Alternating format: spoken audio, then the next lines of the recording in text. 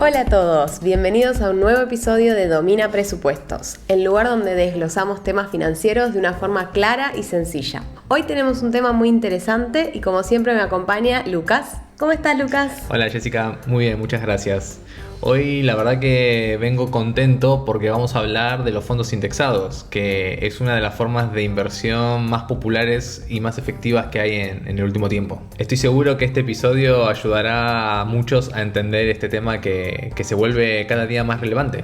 Definitivamente, Lucas, los fondos indexados están de moda, pero antes de entrar en detalles, les recomendamos que escuchen primero, si no lo hicieron antes, nuestro capítulo número 6, que es el que está dedicado a las inversiones en general, porque ahí explicamos muchas cosas que sirven de base para lo que vamos a contar hoy. Así que hoy vamos a hablar de qué son, cómo funcionan y cómo se puede invertir en ellos. Entonces, empecemos del principio. ¿Qué es exactamente un fondo indexado? Un fondo indexado es un tipo de inversión colectiva que replica el comportamiento de un índice bursátil, básicamente. Un índice bursátil es un conjunto de empresas seleccionadas que representan un mercado o un sector específico. Por ejemplo, uno de los índices más conocidos es el S&P 500, que incluye las 500 empresas más grandes de Estados Unidos. Otro, por ejemplo, es el IBEX 35, que agrupa las 35 empresas más importantes de España. Los índices sirven como un termómetro para medir el desempeño del mercado o de un sector en particular. Entonces, cuando invertís en un fondo indexado, no estás comprando las acciones de las empresas que componen el índice de forma directa, como podrías hacerlo en una plataforma de trading. Lo que compras son participaciones del fondo, ¿no? Exacto. Un fondo indexado funciona como una cesta que contiene pequeñas fracciones de todas las acciones que conforman el índice. Por ejemplo, si invertís en el fondo indexado que sigue al índice del S&P 500, no estás comprando directamente las acciones de Apple, de Microsoft o Coca-Cola.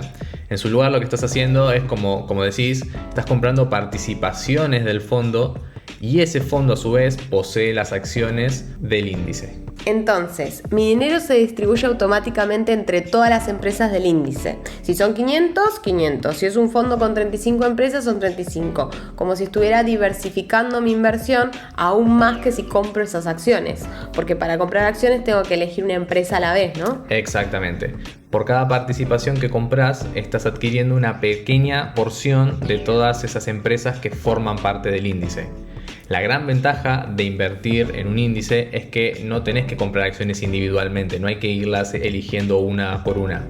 Cuando invertís en un fondo indexado, automáticamente estás comprando pequeñas partes de todas esas empresas que componen ese índice. Siguiendo con el ejemplo del S&P, al invertir en un fondo, automáticamente estás diversificando tu inversión entre esas 500 empresas. Eso te ahorra tiempo y obviamente reduce el riesgo de depender del éxito de una sola empresa.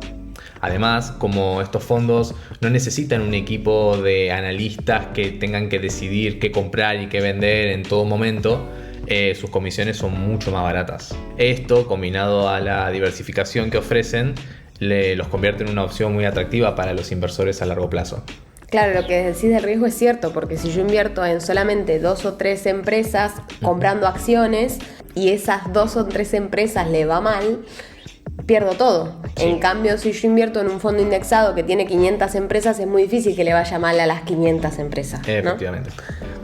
Interesante. Es una ventaja de diversificación. Sí, y hablando de índices, ¿qué tipo de índices existen y cómo afectan a los fondos indexados? Bueno, hay muchísimos índices, cada uno diseñado para medir el comportamiento de un mercado o un sector.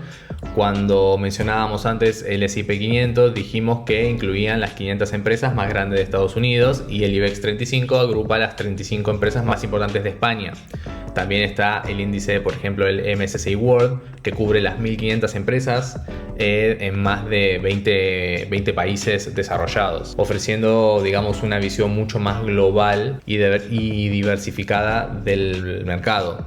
Además, hay índices que son más sectoriales, como el Nasdaq 100, que se centran en empresas tecnológicas y de innovación, principalmente en Estados Unidos. Y después, obviamente, cada país tiene su propio índice. Está el FTSE 100 de Reino Unido, está el DAX 40, que es el alemán, el Nikkei en Japón. Incluso hay índices más pequeños como el Russell 2000, que mide empresas de menor capitalización en Estados Unidos, que son conocidas las de small caps. Entonces realmente hay una variedad de índices que hacen que la oferta de fondos que se indexan a estos índices sea muy variada. Wow, parece que hay índices para casi cualquier cosa, ¿no? Cualquier interés o estrategia de inversión. Me pregunto si habrá para el chocolate. Creo que hay una ETF, ¿no? Hay un ETF. Ahora, en un momento vamos a hablar sobre ETFs. Ok. Entonces, al invertir en un fondo indexado, podés elegir entre una increíble variedad de mercados, sectores, temáticas, según tus intereses y objetivos. Lucas, mencionaste antes que al invertir en un fondo indexado estábamos comprando automáticamente partes de todas las empresas del índice. Pero, ¿cómo se decide cuánto se invierte en cada empresa dentro del índice? Muy buena pregunta, Jessica. El peso de cada empresa dentro de un índice no es igual para todas. Se basa en lo que se conoce como el market cap o la capitalización bursátil. El market cap es el valor total de una empresa en el mercado. Entonces, ¿una empresa más grande tiene mayor peso en el índice? Exactamente, es así. Cuanto mayor sea el market cap de una empresa, mayor va a ser su peso dentro de ese índice, por lo tanto, mayor va a ser la proporción de tu inversión destinada a esa empresa dentro del fondo. Por ejemplo, volviendo al S&P 500, que es el índice más conocido, empresas gigantes como Apple, Microsoft, Amazon tienen un peso mucho mayor que empresas más pequeñas del mismo índice. Esto significa que el rendimiento de estas empresas influye más en el comportamiento de este índice. Entonces, ¿qué pasa si una empresa pierde su lugar entre las más grandes? ¿Sigue formando parte del índice o lo sacan? En realidad, los índices como el S&P 500 se revisan periódicamente, normalmente cada 3 meses. Si una empresa, digamos, ya no cumple los criterios para estar en el índice, por ejemplo, si su market cap cae mucho, va a ser reemplazada por otra que sí lo cumple. Entonces, en los fondos indexados, este ajuste ocurre automáticamente, sin que el inversor tenga que hacer prácticamente nada.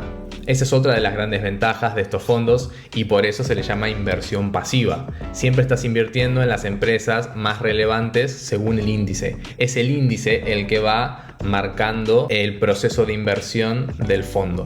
Claro, yo no tengo que estar fijándome a ver si esas 500 empresas alguna cae o algo, sino que directamente... Efectivamente, ni el inversor ni un gestor tiene que hacerlo. Simplemente se va replicando el índice. Entonces, el índice está siempre actualizado con las empresas más representativas y eso se refleja automáticamente en el fondo indexado, ¿correcto? Así es. Y eso, junto a las bajas comisiones y esta diversificación que ofrece, es lo que hace a los fondos indexados tan atractivos para muchos inversores. Eso suena como una ventaja, pero ¿cómo decidís qué fondo indexado es mejor para invertir? Realmente no hay un fondo mejor para todos, depende de tu perfil, de tu horizonte temporal y de tus objetivos financieros.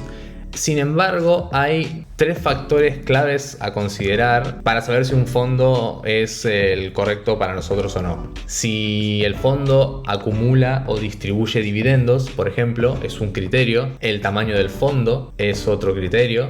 Y las comisiones, por supuesto. Parte de nuestra rentabilidad se va a ver beneficiada o perjudicada dependiendo de las comisiones que nos cobre el fondo. Vayamos por parte. ¿Qué significa que un fondo sea de acumulación o distribución de dividendos? Bien, los fondos de acumulación y los de distribución manejan los dividendos de las empresas de una forma diferente. Recordemos que las empresas deciden repartir sus ganancias a sus inversores a través de los dividendos. En un fondo de distribución, los dividendos que pagan las empresas se reparten directamente a los inversores. Esto significa que periódicamente, ya sea mensual, trimestral, anual, el inversor va a estar recibiendo ese dinero de los dividendos en su cuenta bancaria.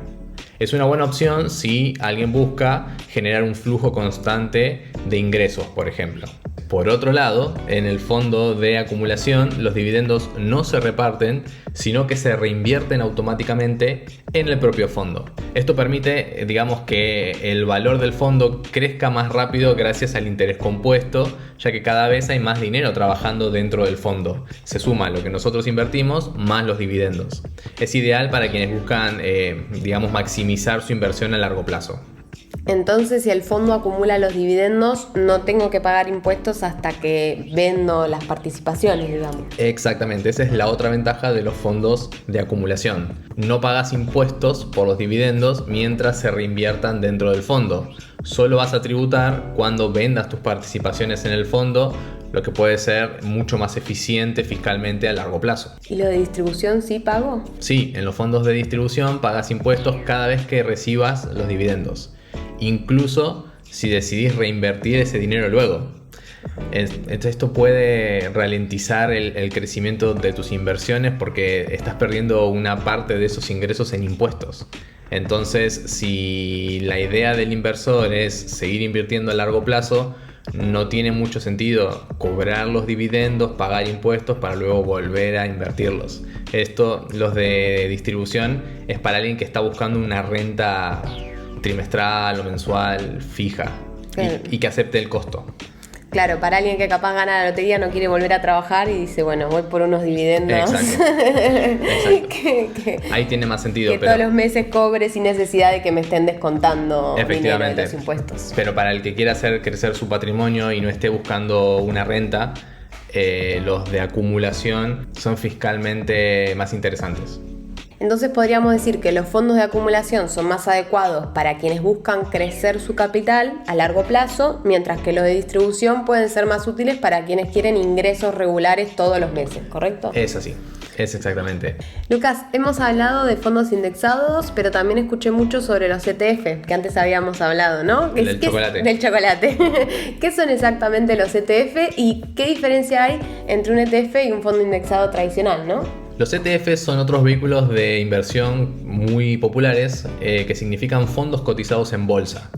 Básicamente es un fondo de inversión, como el fondo indexado, que replica también un índice, pero con la diferencia clave de que se puede comprar y vender en tiempo real en la bolsa de valores, igual que las acciones, cotizan en tiempo real. Entonces, ¿funcionan igual que un fondo indexado, pero son más flexibles en su compra y venta? Exactamente. Los ETFs combinan las características de los fondos indexados con la liquidez de las acciones.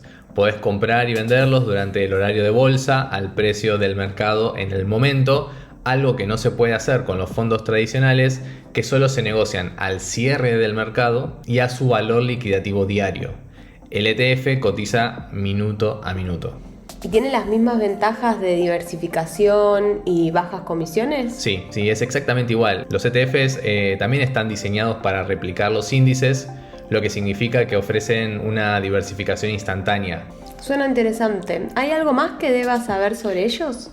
Sí, hay algunos puntos que también son importantes a considerar. Primero, debido a, su negociación en bolsa, el precio de un ETF puede variar ligeramente con respecto al valor real de los activos que contiene. También tenés que tener en cuenta que los costes de compra y venta, como las comisiones del broker, pueden sumar si realizás muchas operaciones. Entonces, siempre que realicemos gastos de más, lo que estamos haciendo es lastrar nuestra rentabilidad. Además, los ETFs, al igual que los fondos indexados, pueden ser también de acumulación o distribución, como ya lo explicamos antes. Y otra diferencia que tienen, por ejemplo, acá en España, es que los fondos indexados se pueden traspasar de un fondo a otro sin costos ni pago de impuestos. En cambio, con los ETFs esto no pasa.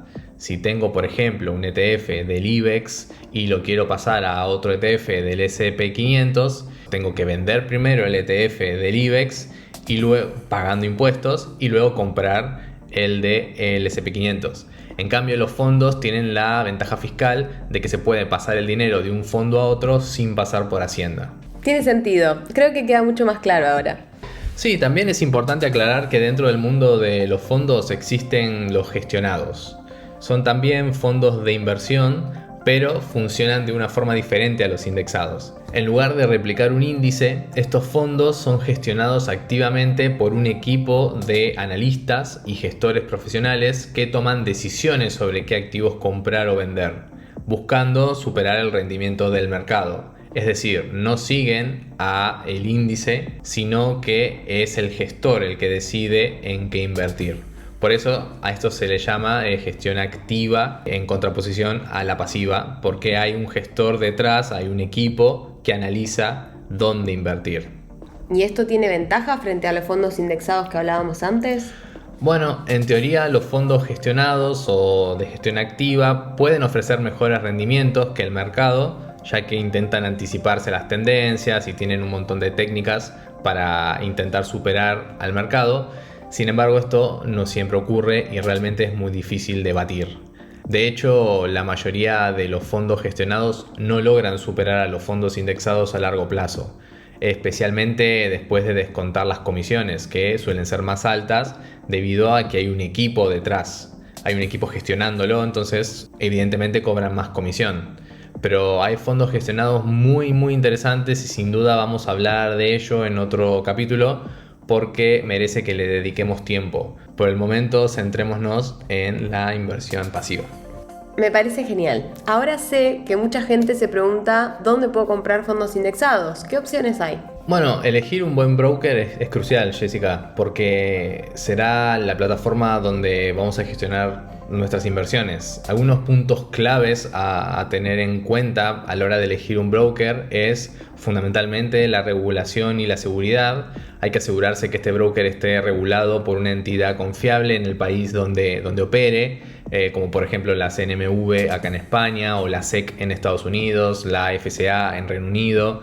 Esto, digamos, garantiza que cumpla con las normativas y proteja tus inversiones. Otro aspecto a tener en cuenta son los costes y las comisiones que tenga ese broker. Revisar las comisiones que cobra, como las de apertura de cuenta, de mantenimiento, de compra y venta de fondos o de ETFs y, por ejemplo, las tasas de cambio de divisa. Hay que buscar un broker con comisiones competitivas, por lo menos, que no erosionen las ganancias. Es importante también que tenga variedades de productos o que por lo menos tenga los productos que nosotros necesitamos, como estábamos hablando recién de los fondos y de los ETFs. Algunos brokers tienen ofertas más limitadas que otros, así que ahí un poco hay que rebuscar. Y luego ya hay aspectos como la facilidad de uso, que le encuentre uno, o la atención al cliente, ver las reseñas y las opiniones de otros clientes. Hay otros brokers que tienen cursos, educación, herramientas. Algunos brokers ofrecen recursos educativos como tutoriales o simuladores que son muy útiles si uno está como empezando. Me parece muy bien la idea de los tutoriales porque para alguien que recién está empezando viene bien tener ese tipo de herramientas, ¿no? Sí. Y son muy útiles estos consejos y además lo que entiendo de todo esto es que si un broker no está regulado corre el riesgo el dinero que uno puso ahí mismo en el fondo indexado, ¿no? Porque al no estar regulado no hay nadie que te avale después si eso se desaparece. Y si cobra comisiones muy altas, tal vez no es tanto la ganancia que te queda después de que lo tengas que retirar, porque obviamente ahí tenés que pagar impuestos, o sea que por eso es importante ver cuántas comisiones cobra el broker, ¿no? Sí, en general las comisiones suelen ir a porcentaje y uno tiene que pensar que si quiere invertir a 20 años, 30 años, un 0,50 en 30 años es muchísima rentabilidad. Sí. Entonces las comisiones no hay que subestimarlas nunca, pensando siempre en el largo plazo. Para finalizar, Lucas, ¿algún último consejo para quienes están considerando invertir en fondos indexados? Como decíamos, lo más importante es diversificar y ser constante, invertir en diferentes regiones y sectores para reducir riesgos y hacer aportaciones periódicas para aprovechar el poder del interés compuesto. También hay que recordar que las inversiones son un proceso a largo plazo. La paciencia es clave y no tenés que dejarte llevar por las emociones ante subidas o bajadas del mercado. Gran consejo, Lucas. Estoy segura de que muchos de nuestros oyentes se sentirán más preparados para empezar a invertir. Eso espero. El objetivo de este episodio era tener una primera toma de contacto con fondos indexados, explicando un poco qué son, para qué sirven y qué es un índice. Para quienes sigan aprendiendo, en próximos episodios vamos a hablar no solo de fondos gestionados, sino también de otros tipos de fondos como los de renta fija, fondos temáticos y sectoriales. También sería muy útil ver cuáles son las pautas que hay que seguir para elegir un buen fondo según nuestros objetivos y perfil de riesgo, así que hay mucho por descubrir todavía. Eso suena genial, así que ya saben, no se pierdan los próximos episodios de Domina Presupuestos. No se olviden de dejar un like si les gustó. Si nos están escuchando en YouTube, recordarles que ahora también estamos en formato podcast en Spotify, Apple Podcasts, Evox y todas las plataformas de podcasting. Genial, muy bien, Jessy. Nos vemos hasta la próxima semana y un saludo a todos nuestros oyentes. Adiós. Muchas gracias, adiós.